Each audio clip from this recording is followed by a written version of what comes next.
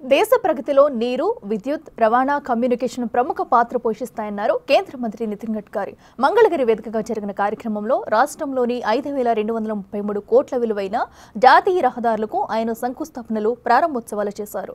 Shipping, పోర్టులు, రోడ్లు అభివృద్ధి చెందితే ఆ దేశం వేగంగా అభివృద్ధి చెందుతుందని చెప్పారు. ప్రపంచంలోనే మూడో అతిపెద్ద ఆర్థిక వ్యవస్థగా ఎదుగుతున్నామని తెలిపారు.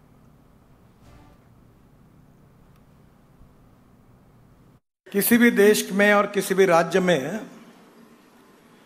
विकास के लिए चार बातें बहुत जरूरी होती है: water, power, transport and communication.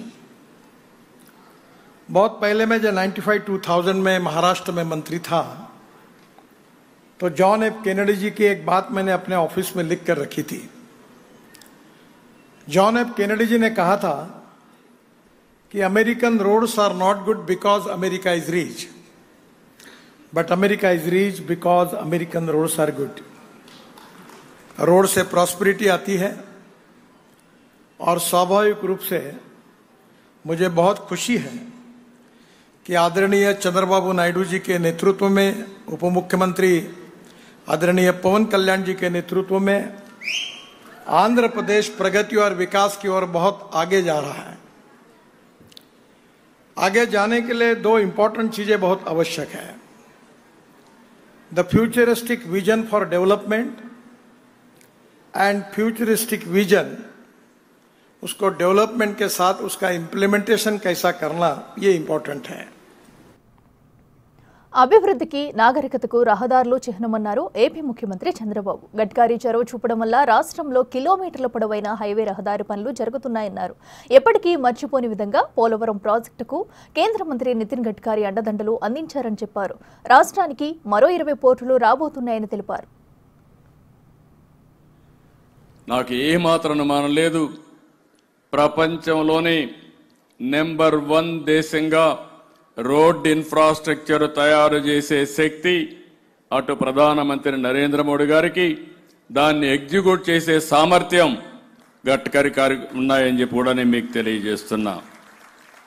మన రాష్ట్రానికి వస్తే ఇటీవల 5 సంవత్సరాలు పూర్తిగా రోడ్లన్నీ కూడా విధ్వంసం అయిపోయినాయి. ఒక్క నేషనల్ హైవేస్ కాబట్టి ఎక్కడ కూడా గుంతలు లేవు. అదే నేషనల్ హైవే దిగితే ఇంకా భయంకరమైన నరకం. అన్ని రోడ్లు కూడా శిథిలావస్థకి వెళ్ళాయి, చాలా ఇబ్బంది పడ్డాం. ఈరోజు మీరు ఒక్కసారి చూసినప్పుడు 2014 నాటికి మన ఏపీలో 4,193 కిలోమీటర్లుంటే దాన్ని 5 సంవత్సరాలు బాగా పెంచాం. 8,745 కిలోమీటర్లు రాను రాను ఇంప్రూవ్ అయింది. అవన్నీ కూడా పూర్తి చేసుకోనుంటే ఈరోజు రాష్ట్రంలో ఇంకా బ్రహ్మాండమైన రోడ్ నెట్వర్క్ వచ్చేది. ప్రస్తుతం 70,000 కోట్ల రూపాయలు విలువ చేసే రోడ్డు పనులన్నీ కూడా శాంక్షన్ అయినాయి.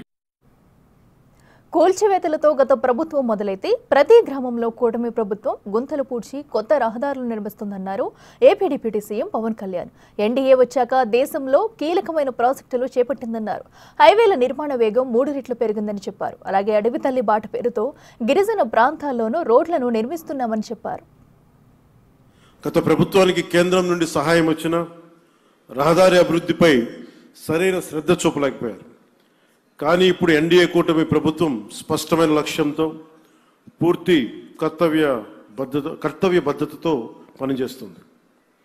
అలాగే జాతీయ రహదారుల నిర్మాణం తరహాలోనే మన రాష్ట్రంలో అడవి తల్లి బాట పేరిట గిరిజన ప్రాంతాల్లో రవాణా సదుపాయాలు కల్పించేందుకు కొండ రహదారుల నిర్మాణాలను కూడా ప్రారంభించాం.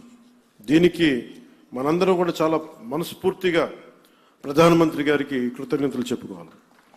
పీఎం జన్మన్, ప్రధానమంత్రి జనజాతి ఆదివాసీ న్యాయ మహా అభియాన్ కింద అది ఓట్లు పడే దారులు కాదు, 1,00,000 మందికో 25,000 మందికో ఉపయోగపడే రోడ్లు కాదు. కానీ అభివృద్ధి పథంలో అందరూ బాగుండాలి, అందరూ దీంట్లో భాగస్వామ్యం తీసుకోవాలి అన్న ఒక సదుద్దేశంతో ఈ పీఎం జన్మన్ కింద ప్రధానమంత్రి గారు దగ్గర నుంచి పీఎం జన్మన్ పథకం కింద కేంద్ర ప్రభుత్వం నుంచి 550 కోట్ల రూపాయలు మనకు వస్తే 50 కోట్ల రూపాయలు మన ఆంధ్రప్రదేశ్ నుంచి, నరేగా నుంచి దాదాపు 500 కోట్ల రూపాయలతోటి ఈ రోజున అడవి తల్లి బాటని స్వాతంత్రం వచ్చినప్పటి నుంచి కూడా రహదారులు వేయని గ్రామాలకి ఈ రోజున డోలీ మోతలతోటి ఇబ్బందులు పడుతున్న ఆ పరిస్థితిని తొలగిస్తూ రవాణా లేని ఏజెన్సీ గ్రామాలని